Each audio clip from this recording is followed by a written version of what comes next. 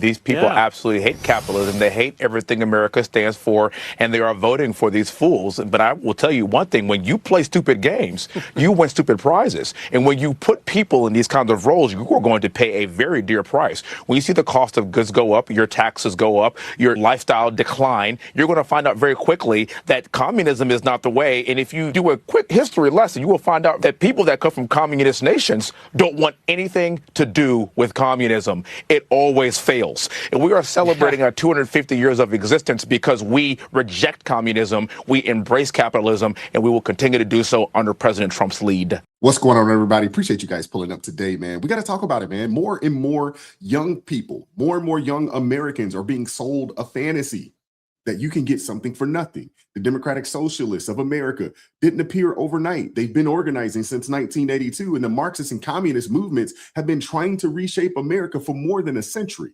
Their ideas, they sound compassionate on the surface, but history tells a much different story. Every nation that has embraced those ideas paid a terrible price in freedom and prosperity. President Trump has called these ideologies among the greatest threats facing America today. We're going to get into it. We got a couple clips to discuss, and I'm 100% in agreement with the president. And a lot of people believe that the president is right. And ultimately, every generation must decide whether it will learn from history or repeat it. Ideas should never be judged solely by how compassionate they sound, but also by real-world results that they've produced. Freedom requires vigilance, wisdom, and a willingness to defend the principles that have made America a beacon of opportunity for generations and generations. And as believers, our hope is not in political parties or in one singular individual, but in God's truth. We should seek wisdom, exercise discernment, and test every idea against scripture and history. See to it that no one takes you captive through philosophy and empty deception, according to human tradition, according to the elemental principles of the world, rather than according to Christ. Colossians chapter 2:8. Hit the like button, share the video, subscribe to the channel. Let's go. Who is representing people of America on the Hill? They want to eliminate the U.S. Senate. They want to replace the president and the U.S. Supreme Court with an executive and judiciary chosen by a subordinate to Congress. They want amnesty for all immigrants, and they want to defund the Department of War. This is according to a source in... So think about this. Let me back this up real quick. They want to get rid of the U.S. Senate. They want to replace the president and the Supreme Court with an executive and judiciary chosen by subordinates to Congress. They want amnesty for all immigrants, and they want to defund the Department of War. So they don't want us to defend ourselves. They want to fundamentally change how, our system looks and how it acts and how it actually protects the citizens. They want to get rid of the Senate. They want to, have this group of people within Congress that makes the decisions. And they want these people to be folks that never have held jobs, that, have never run a business, that don't know anything about money. They want amnesty for all immigrants. So they just, anybody can just come over here. We don't care who you are, what you're about, what you could do for the nation. Just come over here and we'll give you everything. This is a bad idea. And the sad part about it is you got people supporting this foolishness. War. This is according to a source inside the DSA. Yeah, but the main point is that there was this massive talking point that this is just liberal states and, liberal districts where this is happening. I'm sorry. This is happening all across the country. Yes. And they have some platforms that a lot of young people and a lot of people that have grievances with the rich are going with. It's anti-American, it's anti-Jew, it's anti-Israel, it's anti the foundation of how this country was built. They believe that our country is deeply flawed, and they're winning. So you got to have a Republican Party that speaks truth to power on all of it. They don't even want the police. borders. They don't want any borders. One candidate said, I don't care if they committed a crime and they're a legal immigrant. You still should not be able to deport them. So we're not talking about reasonable people, but you got to make the case because these young people are showing up to vote. And the college educated, I know there were some headlines about us talking about the other day, but these college educated people have been indoctrinated. And they're not rational. They don't understand the markets. They don't understand any of that. They understand this new world order, and they're voting for this as well. So we got to start focusing back on the college campuses again. Absolutely. Conservatives have pretty much left college at this point. It's ran by nothing but socialists, communists, and Marxists at this point. And you send your kid off to these institutions, and they come back radicalized and indoctrinated with some of the most wicked propaganda that you've ever heard. You'll send your kid off to these places and you don't know who the heck they are because they're learning from people like this. You know, one thing I've been thinking about lately is how people sometimes confuse preparation with fear. And I don't think they're the same thing. Preparing for something doesn't mean you expect the worst. It just means you're being wise. We insure our homes, we insure our cars, we save for retirement, not because we know exactly what's going to happen, but because we know life is unpredictable. And when you look at everything happening around us, the economy, inflation, growing debt, the uncertainty around the world, I think it's reasonable to ask, am I prepared? That's why more people are taking a closer look at physical gold. Some are purchasing gold and silver directly. Others are moving a portion of an IRA or 401k into a gold IRA. And that's one reason I trust Augusta Precious Metals. What I appreciate is that they don't try to pressure you into making a decision. They take the time to explain how it all works, answers your questions, and help you determine whether owning physical gold or using a gold IRA actually makes sense for your situation. Then the decision is yours. And if you'd like to learn more, go to writeforgold.com or text FAITH to 35052, because at the end of the day, being prepared isn't about living in fear. It's about being a good steward of what you've been entrusted with. Now let's get back into the video. And, you know, we have a unique responsibility to act from the heart of empire, the belly of the beast. The most important thing that we can do is take that empire down from within. Our role ultimately is to facilitate our own empire's failure in ways that we can, ultimately to overthrow our own empire. U.S. imperialism is not a thing that can be reformed away. It has to be overthrown through revolutionary struggle. And to build a mass movement that can use the leverage of workers to hit the kill switch on American imperialism here within the American empire. These are the people that are professors, they're teachers, and they're pushing this message. And, you know, the sad thing is that it's gaining steam. These people they're in offices all around the country at this point. And this ideology is gaining steam because a lot of people do not know. They are ignorant to how things actually work. They're upset with wealthy people, not understanding that wealthy people pay majority of the taxes.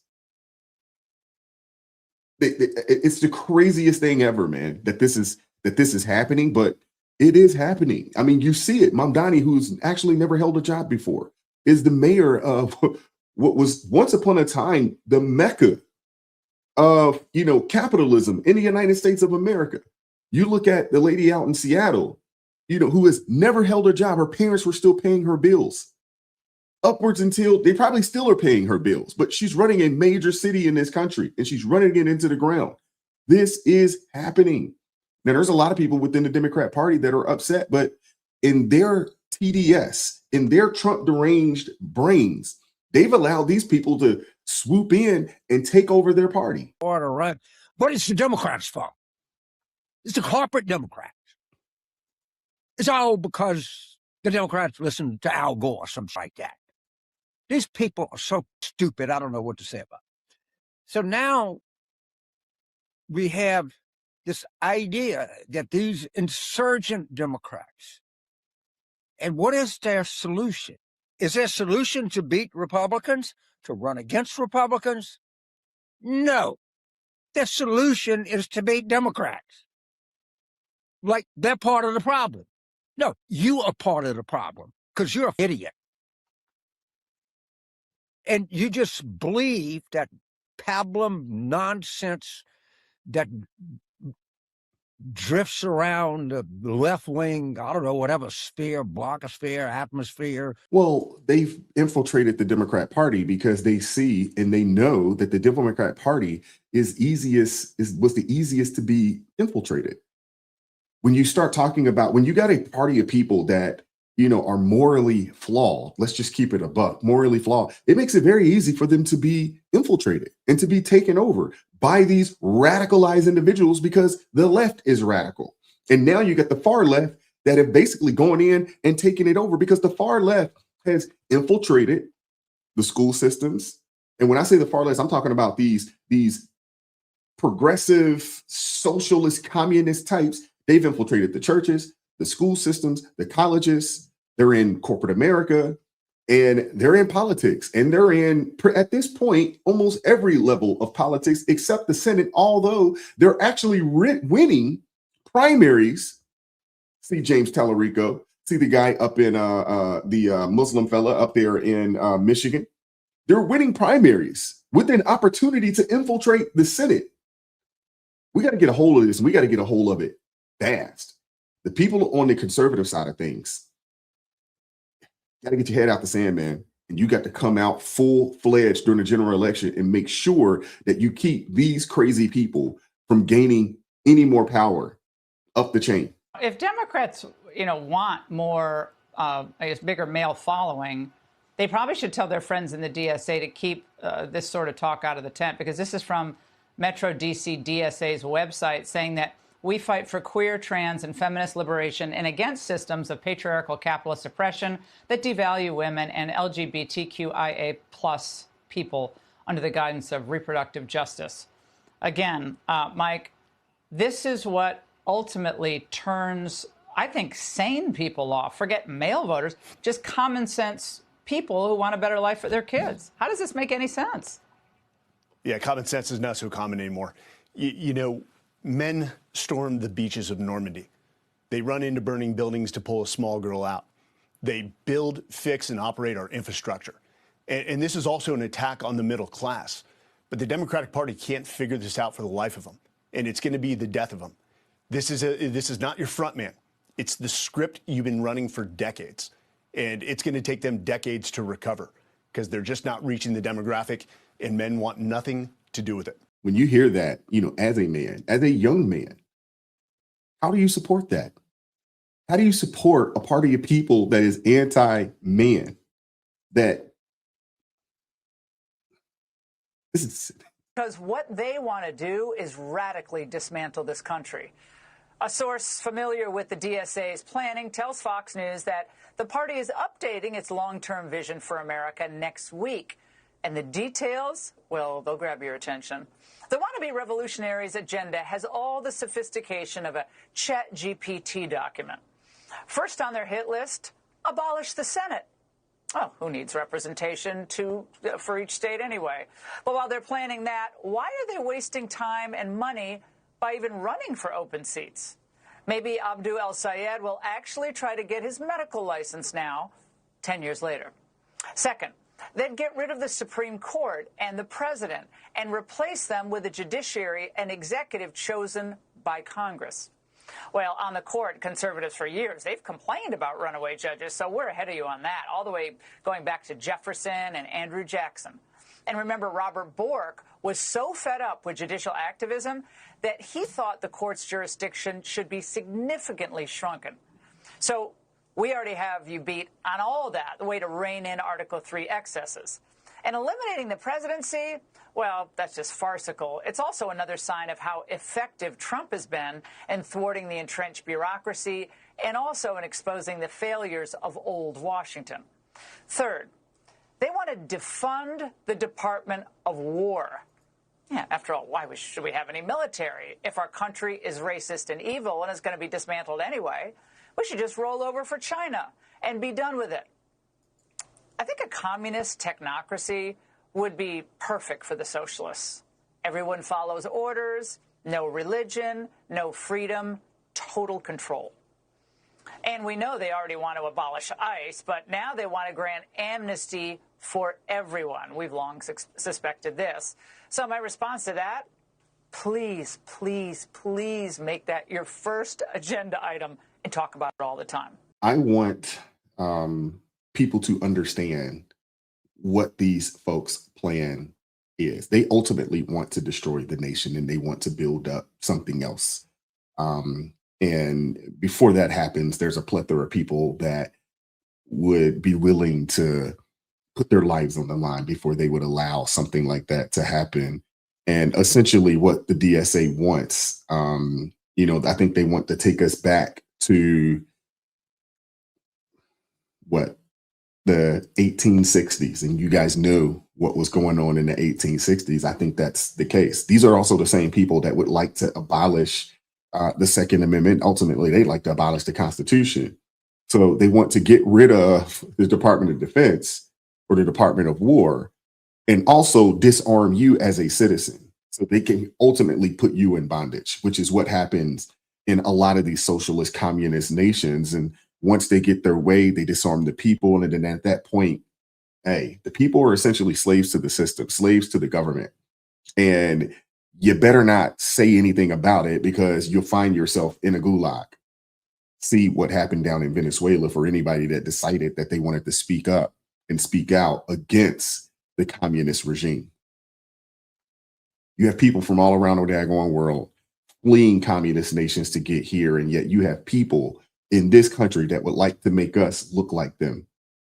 Makes no sense, man. I feel like the money needs to come from somewhere, so why not from the people who have ample? And give it back to the people. Yeah. So what if I told you that there's about 1,000 billionaires in the United States? If we liquidated everything they own and taxed them 100% on their wealth and income, we could fund the government for 9 months. Oh, yeah.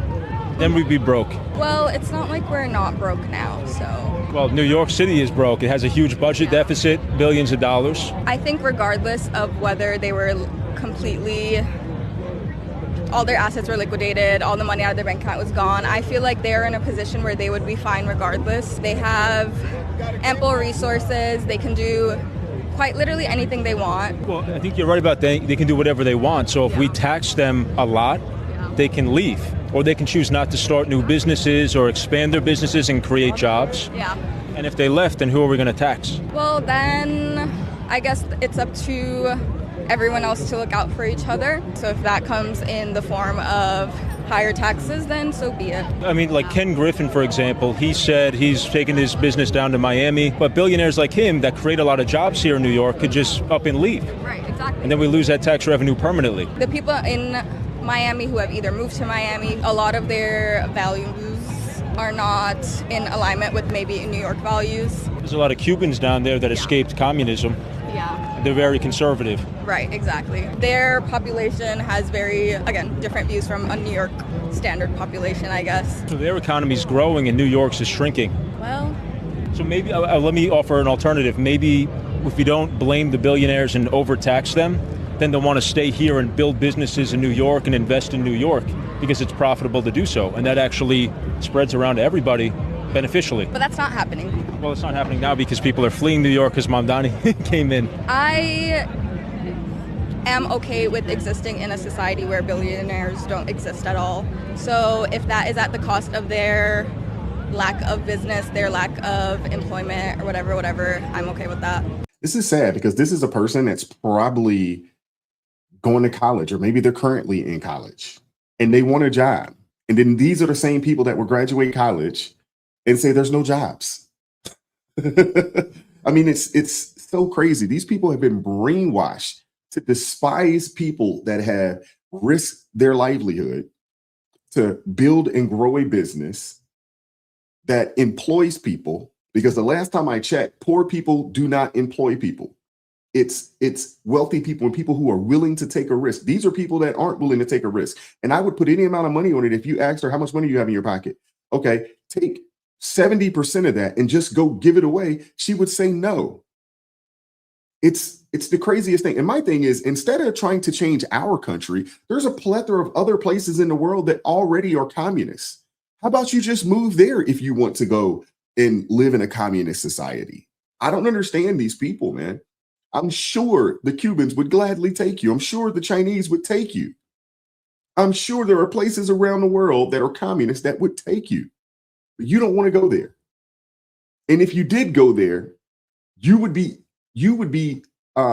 dying to come back to America as quickly as possible. You know it, I know it. Hey, Mandami, I quite actually like this sculpture. But look down, you forgot something. Because that's what socialism brings anywhere it goes. Because unlike you, Mandami, we have actually lived in a socialist country. If you like socialism so much, why didn't you try it in Uganda, where you're from? In our country, we tried it, but I'm sure that's not real socialism. Because real socialism, wherever has been tried, results in this. This is late stage socialism for you. Not only the death and destruction of human beings, but the death and destruction of a society, the death of opportunity, the death of prosperity, the death of dreams of millions and millions of people. And we're here in Liberty Park in the middle of the Mojave Desert here in California, reminding you of that, Mandami, because in these countries where we're from, where socialism takes place, a fascist regime always tells us to quiet our mouths. We couldn't do a video like you did on 4th of July, sitting there real pretty in your desk in New York City. This is the result of socialism. Wow, that was powerful. And she's absolutely right. And these people wouldn't dare go to these places. And they push an agenda that makes no sense. And I think a lot of it is because they're ignorant. Okay, this is for all the young people who think socialism is the solution to all of your problems. Socialism is actually the cause of all of your problems. It's not the solution. So socialism, starts off sounding very reasonable, like it's the normal reason why we have a government, right? We all pay taxes into a central fund. And then that central fund is used to pay for roads and bridges and sewer systems and parks and police departments and fire departments and everything. But then over time, people think that, well, this central fund should be used for all sorts of things like healthcare and schools and free buses and free trains and to help the homeless and to help the drug addicts and to help the orphans and to help the children and to help the retirees and to help the immigrants and to get free childcare and free everything, free, everything's free, right? But it's all coming out of this central fund. But, the problem is we get a government full of people who just say yes to anything because it's not their money. It's not their money, so they can make promises. And so they end up just saying yes to everything. And all the people who say no, who say, wait, whoa, hold on. No, we can't pay for everything. Those people lose their elections because they get attacked by, oh, well, you're mean. You don't like, you're a mean person. And they lose the election. And so you get government full of people who just say yes.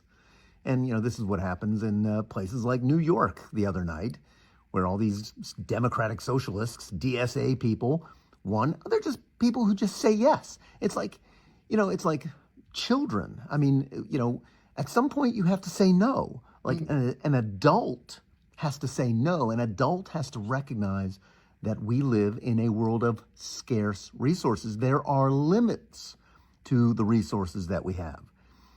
We can't give, everything to everybody. So, and the problem is, of course, that America has had politicians who say yes to everything for years, for decades. And government gets bigger and bigger and bigger. And what happens, of course, is you get more. Every time government expands, every time you create a new department or a program and you hire people, those people transform from taxpayers to tax consumers.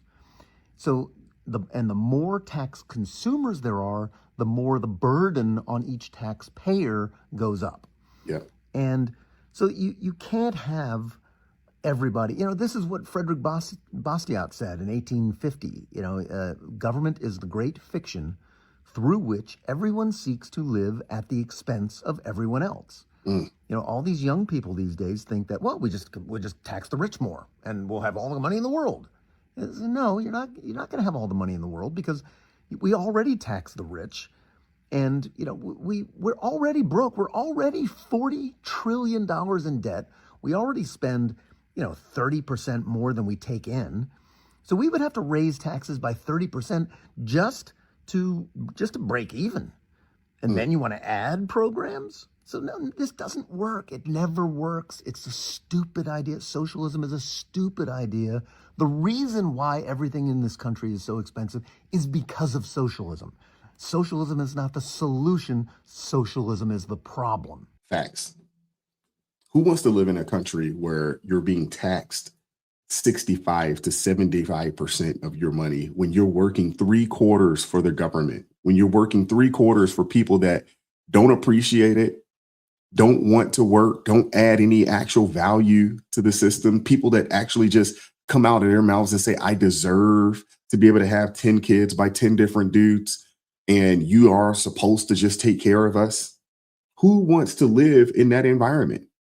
And what happens is when that happens, people just say, you know what, the heck with it. I'm not working either.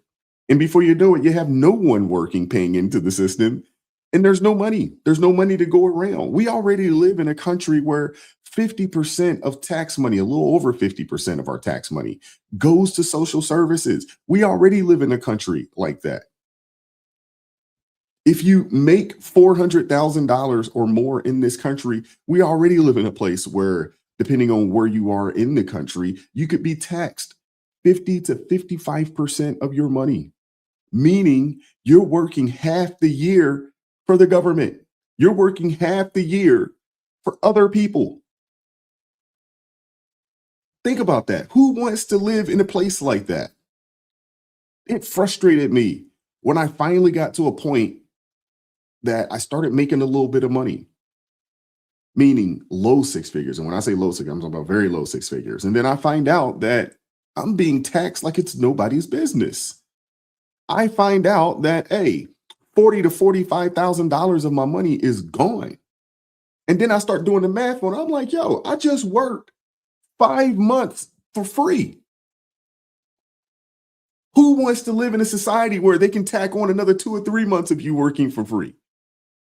At that point, you get close to a point to where, hey, you're just working. Hey, you're in bondage now. Who wants to live in a society like this? And you have so many people that, have come from these places, Venezuela and Cuba and, other countries around the world that have decided that we want to practice this. And they know it doesn't work. And that's why they get here and say, nah, we're not doing this. But yet we have young people in our nation who live in the greatest nation in the world where opportunities are plentiful, and they're complaining. It's frustrating, man. It's mind-blowing.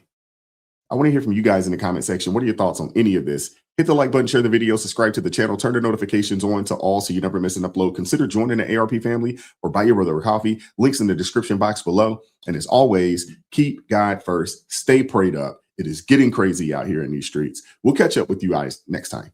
Peace. It is God who arms me with strength. Yeah, I'm battle ready. He trains my hands for battle. My heart stays steady.